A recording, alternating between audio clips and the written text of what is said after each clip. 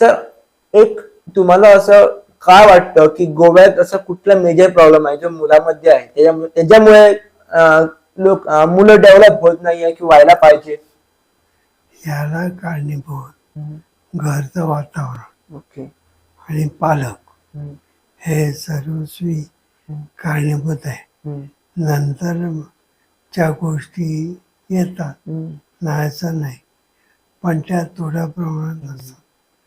पण पालक आणि घरचं वातावरण असेल तर मला वाटतं मुलगा शिकू शकेल. आता पुण्यामध्ये त्याला काही 4 शिंक 5 पाय असे नाहीत, ते आमच्यासारखेच सामान्य, पण ते प्रेरणा घेतात. हे महत्व. इथं प्रेरणा नाही असं नाही, पण दुर्मिळ असते.